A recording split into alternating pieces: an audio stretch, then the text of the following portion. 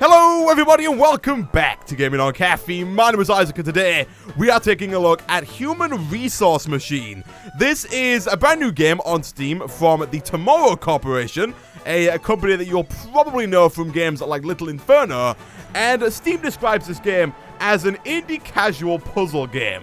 Now, I'm not gonna lie, when I read that description and I saw this game for the first time, I kind of shrugged it off. I was kind of like, sounds boring, I don't want to play it. But then I started playing it a little bit, and it kind of got me hooked. I ended up spending like a few hours in this game, trying to beat most of the levels, and I think it's a pretty good game.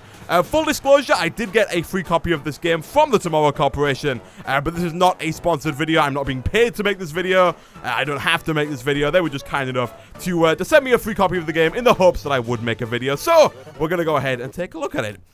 Yes, please select your employee ID. So you can see this is my nice little fellow that I used for my first save. We're going to start a new save today to kind of show you what this game's about from the very beginning. We are going to play as this little chap. Look at that. He's got some nice big eyes, some black hair. Yes, that photo looks just like you. I thank you. Here is your badge.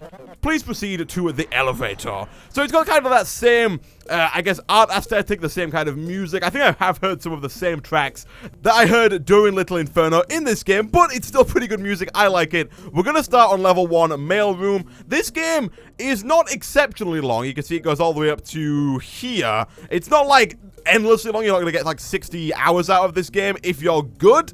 If you're bad or even average, some of these later levels take a flipping heck of a lot of time and a lot of thinking to get your head around. So we'll start at the bottom. The first ones are pretty easy, kind of getting you used to the idea of the game. And I saw a lot of people kind of describing this as a programming simulator almost, and I can kind of see where they get that idea. Welcome, this is your first day. You look like an excellent instruction follower. Your first job will appear over there on the right side in a moment. Remember, you can always ask me for help. Alright. So we've got our mail room, and the idea is to get the numbers on the left-hand side in this little inbox over and into the outbox, but we will usually have certain criteria that need to be filled out before we can move them over there. So for example, this one says drag commands into this area to build a program. Your program should tell the worker to grab each thing in the inbox and drop it in the outbox. So for now, very simple, we say grab from the inbox, send to the outbox, and we press play. And he will grab them, run over, drop them in the outbox, and he said not enough outbox stuff. We have a total of 3 items, not 1.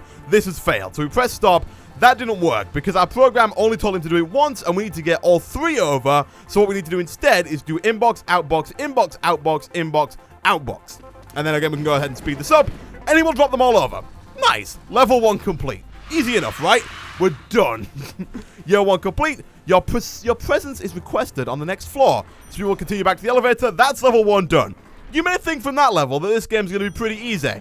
Trust me, it gets a lot more difficult really quickly. Well, it looks like you made it this far. Congratulations on your promotion. Most people stress and quit before making it this far.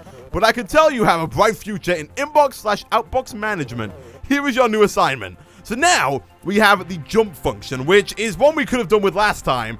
This one says you got a new jump command. You can drag the jump arrows to jump to different programming lines. So basically, now what we can do, you can see we have a lot of things in our inbox here. So instead of doing inbox, outbox, inbox, outbox, inbox, outbox, and dragging over and over and over again, what we can do instead is we can drop inbox in, we can drop outbox in, and then we can put what is essentially a loop in to tell the employee to go from the bottom back to the beginning and do that over and over and over again until he's done. So again, we'll speed this up a little bit, and we'll have this guy go ahead and run from one side to the other, dropping everything in. And there we go. Done. Level 2 complete. And usually what you'll see on these little, like this clipboard here, is on some of the harder ones, there are like little targets you can get, like do it in so many lines of code or do it in so many actions. And some of them are pretty hard to do. I will, towards the end of this episode, I'll show you some of the harder ones that I've done on my other save, because it does save all of your programs, so you can go back and look at them at any point. You'll see now we have things on the floor. This is where things get a little bit more difficult. Oh no! The inbox conveyor system is completely broken, but that doesn't mean we're going to take a break from work. Okay. Ignore the inbox for now and just send the following 3 letters from the outbox. So we've got another new command. This is copy from, and this lets us pick up anything from this little grid of 6 like tiles over here and have those in our hand instead of having the outbox in our hand. So this time we want to copy from B, and then we want to outbox. We then want to copy from U, outbox, and we want to copy from G, and outbox. Play. Boom. Done. So that's just kind of introducing us to this idea on the floor, because later on down the line, there were a lot of them that require you to kind of put them down, do some calculations with them almost, and then send them back. And there was even one that I was playing kind of a little further up here. I think it's called Fibonacci, and it was, I didn't go that far, it was, let's see here, oh, I don't know, oh, here we go, Fibonacci Visitor. That one was real interesting. It was pretty difficult. It took me like probably 20 minutes to complete. Nevertheless, the conveyor system is fixed, and just in time for you to get back to work. Beautiful. The data won't correlate itself. Alright, grab the first two things in the inbox and drop them into the outbox in the reverse order. Repeat until the inbox is empty. So this one, again, adding a little more complexity to it as we progress on. Wants me to take the 3, take the 5, and then over here, instead of having like the 3 in first, then the 5, wants me to swap them around and have 5, then 3. So to do that, we're going to have to grab from the inbox, and now we've got this new command, which is copy 2, which lets us write down whatever we have in our hand onto the floor. So we will put the number 3 into this little first tile here. We will then grab another one from the inbox, copy it to number 2. We're then going to realize that that is not required at all. Instead, we're going to have to copy from the inbox to the outbox, and then copy from 0 and outbox it again. So now it's going to take number 3, put it here, take number 5, put it in the outbox, grab number 3, put it there. We can then stick in a loop, and if we hit play, it should work. And again, because we put the loop in, he will do it over and over and over again. And there we go. That's that bit complete. Scrambler Handler, year 4. Also, apparently we spend a year doing all of these. Jeez. Alright, coffee time. I do enjoy coffee. And we also have these occasional little, like, cutscenes, I guess. I'm not quite sure what these are about. There's a few of these every so often. Back to work, everyone.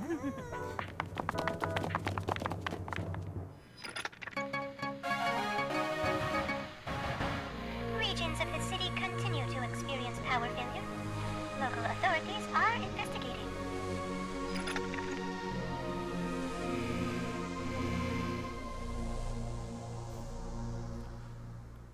So, I've yet to figure out what the story's all about, but we did get an achievement for that, Career Milestone 1.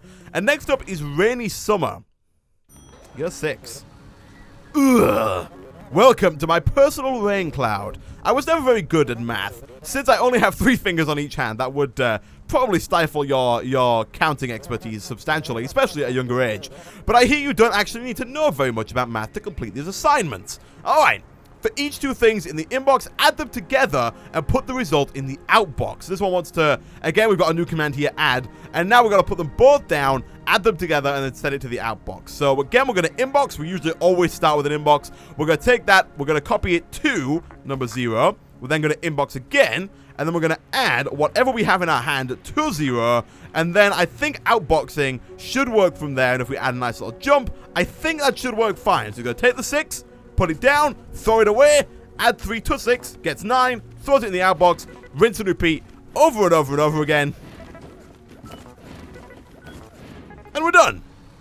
Now, bear in mind, I have done these before, which is why I'm maybe a bit faster than normal at putting these things together. If this is your first time, some of these might take a little longer. And there are these, like, little side branches here. These are completely optional. If we click on this, like, the little dialogue that comes up from the character will inform you that these are optional. And if you just want to progress on and don't want to do the side mission kind of things, you can do these ones over here. I think we're almost through all of the additional, like, little things that we can add into our program, because there are only so many that I've seen. At a certain point, I think we just kind of get, the program gets more and more difficult, not the actual number of commands that you can put in. So we'll skip through this because I didn't read the beginning of it. But this one says, send all the things that are not 0 to the outbox. And you'll see here we now have a new jump command. We have a jump if command.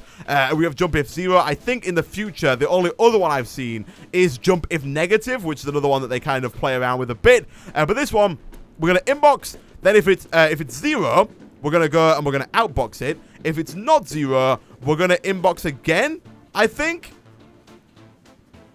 Yes, if it's 0, we're going to outbox. If it's not 0, actually, if it's not 0, we can just jump back to the beginning. I think that should work just fine. So he checks it, it's not 0, pick it up, it is 0, sends it to the outbox. That's not right, it sends all things that are not 0. Oh, I completely read that wrong. If it is 0, if it's not 0, we want it to go back to the beginning. If it is 0, we want it to go to the outbox. So we don't need that. I think that should work, right? Yeah, it's going to take that over there. What? Send all things that are not 0 to the outbox. Oh, we need to loop it. Yeah, we need to loop from the end back to the beginning there. My bad. There we go. And that should work just fine. Gets rid of all the zeros, keeps everything that's not a 0, and we continue on quite nicely. And you'll see here, this is where we get size challenges introduced. That size challenge wanted me to do it in 4 commands and also in 23 or fewer steps. We did it bang on there, and we got it just right. Some of the later ones where it's like 100 steps and the target's like 75, it can be quite challenging, and in a good way, actually. I really enjoy these kind of games that are very casual but kind of get you thinking, especially towards the later levels, and really try and make you focus on squeezing down your program quite a bit. Zero Preservation Initiative. It has come to our attention that the Zero Advocacy community felt that the previous assignment was not inclusive. So this time, send only zeros to the outbox. What happens to the other numbers and letters? Management leaves that detail up to you. So this time, it is exactly the opposite. We're going to keep all the zeros and get rid of everything that is not zero. So we're basically going to build that program that we had before. Outbox, if it is 0, if it's not 0, then we want it to jump back to the beginning. So it's going to inbox. If it is 0, it's going to outbox. And then we also need to jump there. If it isn't 0, it's going to go back and start again. Yeah. Easy peasy. Did we do that in the optimal number of commands? We did. Beautiful.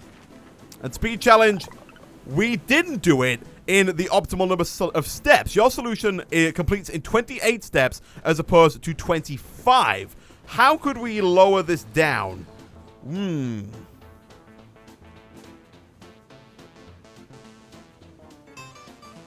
Okay, so I took a look at my program and tried to see if I could bring it down to 25. I can't personally see a way to do it, and it does say at the bottom here, these challenges can be very difficult and in many cases, not possible to optimize both simultaneously. So sometimes it might not be possible to keep the size at 5 and complete the challenge in 25 or fewer steps. I don't know if that's the case for this one, but I'm going to continue on to the elevator nevertheless because I would like to show you sub-hallway. Subtraction. What? I never learned that in school. Did you? I did, Mr. Man with Glasses. I did.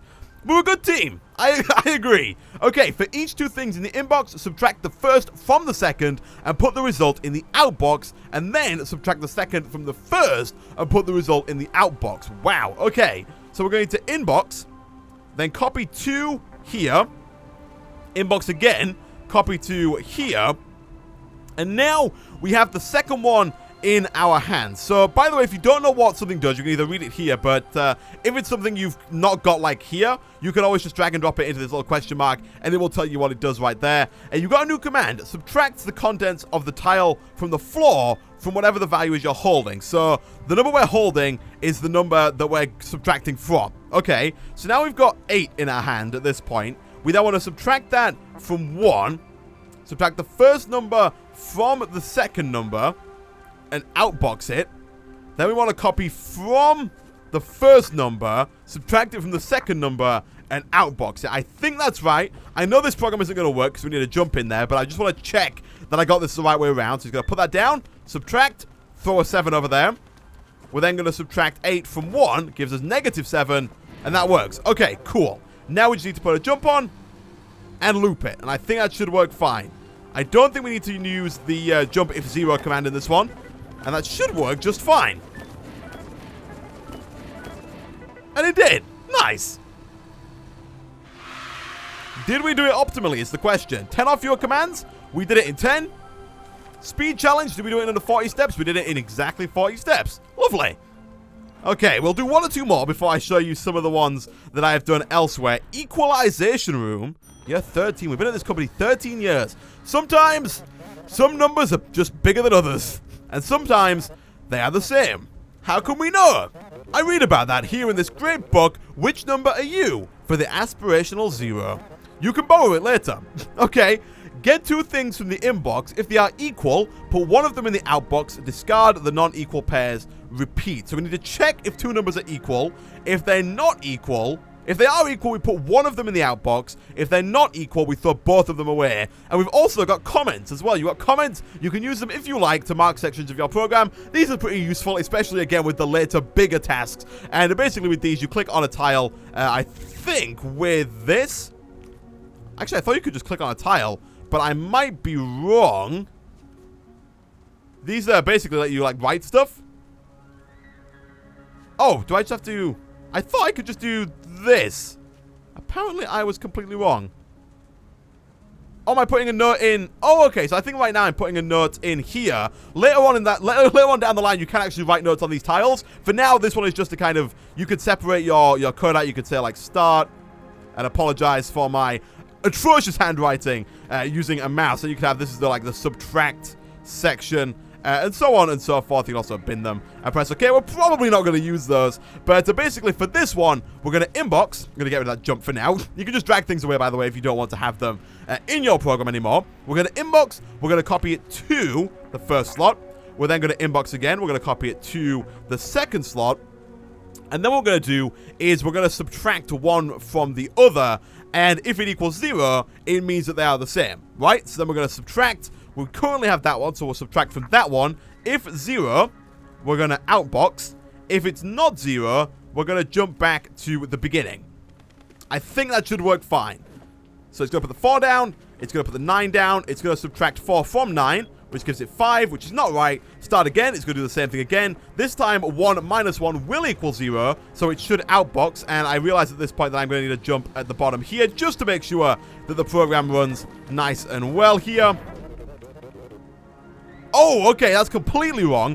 What we need to do is, if it is 0, if the total is 0, we then need to copy from one of them, it doesn't matter which one, and then outbox, because otherwise we would be outboxing a 0, which is not what the task asked us to do. What did I do wrong there? Actually, I guess this is a good time to show you how this works here. You can actually take steps back one at a time to see how that works. So I copied from... I'll speed this up as well. I copied from... Oh, I copied to. That's why. It needs to be copy from 0. And then outbox. That should work fine. We'll find out. 7, 7, drop to 7. Yep. Okay. And 5. Good. Okay. I think that... Oh, there's like one more command that we get introduced to, and that's the bump command. There is basically one command that allows you to bump numbers up by 1 or bump numbers up down by 1. I was going to say up by -1. It allows you to bump numbers down. This was not at all optimal, but you can always spend time doing that. Maximization room. I think this might be the one that introduces us to the bump mechanic. There's been a change of plans. The accounting department has determined that treating all numbers equally is no longer profitable. Management wants the big numbers only. We still haven't got a bump, but that's fine. Grab 2 things from the inbox and put them, put only the bigger of the 2 in the outbox. If they are 0, if they are equal, pick one and repeat. You got a new command that jumps only if they're negative. So this is the jump if negative command. So again, we're gonna have to create some sort of program that basically puts them both down, subtracts them from each other, subtracts one from the other. If it's negative, then the top one's clearly bigger. If it's positive, then the bottom one is clearly bigger. I think that's right. And then it's going to loop. But instead of doing this, what I'm going to do is I'm going to... I think I can just go back using this. We're going to back up to the save menu. And I'm going to show you basically how the most complicated one I've done up till now and show you how far this game can go. So I will go ahead and select my 22 years employee number 1. And this one here, this Fibonacci visitor. So for those who don't know, there is a sequence of numbers called the Fibonacci sequence, which is basically 1, 1, 2, 3, 5, 8, 13, 21, 34, 55, 89. And the idea of the sequence is you add the previous 2 numbers in the sequence together to get the next number. So 1 add 1 is 2, 2 add 1 is 3, 3 add 2 is 5, 5 add 3 is 8, etc., etc. And then this one wanted me to take the numbers out of here and in the outbox put every single number up to the number that we picked up. And so what I had to do is set up this code here, and I'll press play here. So it's going to take 18, it's going to put it down, it's going to take a 0, and this is quite the system here. So basically you'll see that's the bump command. I can stop it here. Well, I shouldn't have stopped it actually, but that's the bump command. So we're going to use a lot of tiles here. You can see I have the initial number, I have what's known as 1. I'm not quite sure why I named that 1, but we're going to bump it up, then we put it down here, and we put a 1 in. Then we're going to get the same thing again. We're going to add those 2 together. That gets us 2. Put the 2 there. Take the previous one. See if it's bigger than that one, because the task at the top did say only up to the number. So this time we're going to add it together again. It took me a while to come up with this little system, but this is kind of, I guess, a good conclusion to this game. It's one of the things I really liked about it, because it was a game that wasn't ridiculously easy, but didn't, like, throw me just straight in at the deep end and wasn't ridiculously hard to start off with. It was a game that kind of gradually grew, and I left it a few times, but the puzzles were kind of bugging me in the back of my mind. How would I go about solving certain puzzles? And I kept coming back and wanting to figure out how I was going to solve them. So it's not a game for everybody. I know a lot of people are not fans of puzzle games, but if you are, and you like puzzle games that have to do with somewhat programming skills, because this is kind of like a very dumbed down, I guess, version of how a programming system would work. You know, you have the loops in there, you have what essentially are variables and all kinds of stuff like that in this little setup here. But yeah, overall, I really like this game. It's a different game, I'll give it that. I kind of wasn't expecting to like it, but in the end, I did kind of like it and spent way too much time doing it. You'll see here, we're going to realize that 13 is bigger than 10, and so it's going to swap it out for 0. It's going to, like, blank all of this stuff here, and repeat again for 20 here.